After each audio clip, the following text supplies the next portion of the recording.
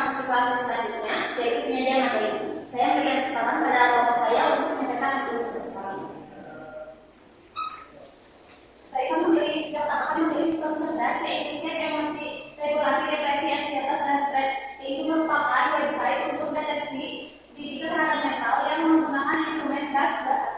Lalu website ini berfungsi untuk membantu pengguna mengendali kondisi emosional seperti depresi, ansietas, stres sebagai langkah awal sebelum memperoleh penanganan lebih lanjut. Lalu untuk sasaran penggunanya yaitu masyarakat umum yang ingin melakukan screening kesehatan.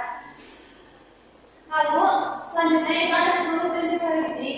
Yang pertama yaitu dari satu sistem. Temuan masalahnya yaitu saat penggunaan mengisi kuesioner DAS-1, setiap pertanyaan belum dilengkapi dengan penomoran sehingga pengguna kesulitan mengetahui urutan pertanyaan yang sudah dijawab dan yang belum dijawab. Lalu yang kedua ada bahasa pengguna. Bahasa yang digunakan masih bercampur antara bahasa Indonesia dan bahasa Inggris. Lalu yang ketiga kontrol pengguna. Dalam beberapa halaman masih belum ditemukan tombol back sehingga menyulitkan pengguna. Lalu yang keempat ada standar konsistensi. Penempatan beberapa tombol dan informasi belum sepenuhnya konsisten. Selain itu masih terdapat penggunaan istilah yang tercampur sehingga membingungkan pengguna. Lalu ada yang kelima yaitu pencegahan error. Sistem ini telah menerapkan pencegahan kesalahan dan menampilkan peringatan wajib diisi. Lalu apabila terdapat kolom yang belum diisi maka tidak bisa melanjutkan ke halaman selanjutnya sehingga dapat mengurangi kesalahan pengisian. Lalu yang keenam ada pengenalan pemilihan. Setiap pertanyaan selalu menampilkan pilihan jawaban yang sama sehingga pengguna tidak perlu mengingat arti setiap pilihan. Lalu yang kedua ada fleksibilitas dan efisiensi. Seluruh pertanyaan ditampilkan dalam satu halaman. Akan efisien jadi dibagi menjadi 3, yaitu kategori depresi, stres, dan ansietas. Lalu yang ke-8 desain dan minimalis. Tampilan website sederhana, warna yang digunakan yang dilihat, serta ilustrasi membantu pengguna memahami isi halaman. Lalu yang ke-9 ada bantu user pulih. Website terkadang mengalami error saat diakses, namun sistem belum memberikan informasi yang jelas mengenai penyebab error maupun langkah yang dapat dilakukan pengguna untuk mengatasinya. Lalu yang terakhir ada bantuan dan dokumentasi. Website menyediakan konsultasi melalui WhatsApp, layanan sejiwa, dan sehingga pengguna memperoleh informasi lanjutan setelah screening. Namun belum tersedia halaman form atau panduan pengguna secara khusus. Lalu yang selanjutnya ada analisis dan prioritas temuan.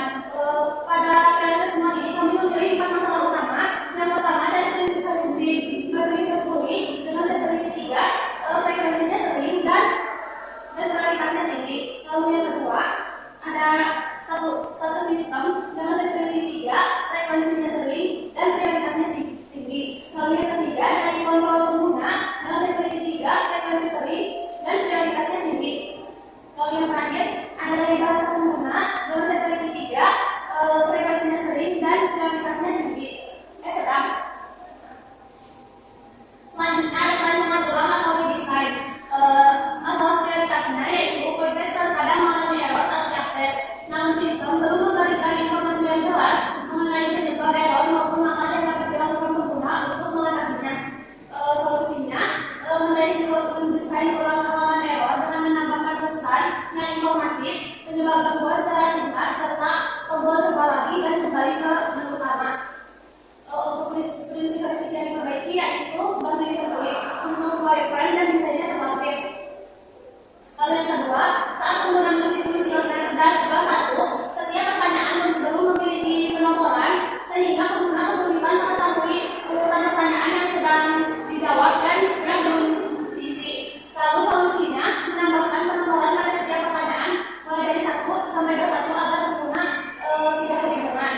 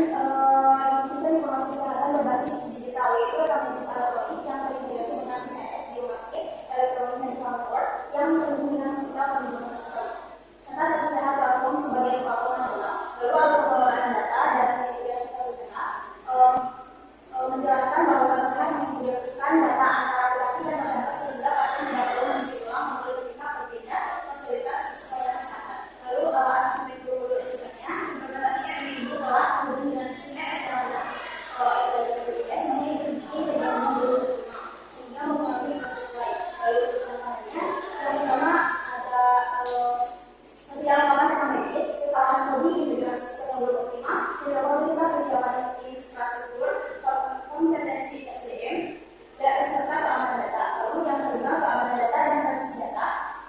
Ketiga sumber membahas penerapan sistem informasi kesehatan berbasis digital yaitu RNA yang terintegrasi dengan CMS di rumah sakit yang terhubung ke hospital dan juga sistem serta platform satu sehat.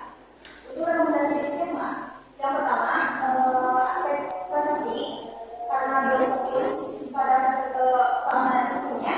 Rekomendasinya yaitu untuk implementasi RNA perlu diperkuat dengan penerapan kontrol akses berbasis peran atau LBAC, autentikasi yang lebih aman, audit trail, enkripsi data, backup dan sistem recovery. Lalu yang kedua, untuk implementasi rekam medisnya diperlukan penerapan untuk kesiapan komunikasi melalui penambahan tenaga rekam medis dan tenaga IT yang kompeten. Lalu yang ketiga, implementasi rekam medis yang belum optimal dan belum adanya SOP. Diperlukan adanya pendekatan implementasi, lalu perlunya disusun dan penerapannya SOP khusus RNA. Berikutnya ada rekomendasi perbaikan dari rumah sakit. Yang pertama, pengelolaan PJKN dilakukan mendukung oleh implementasi RNA, integrasi SMS, meningkatkan efisiensi lokasi dan konstituen.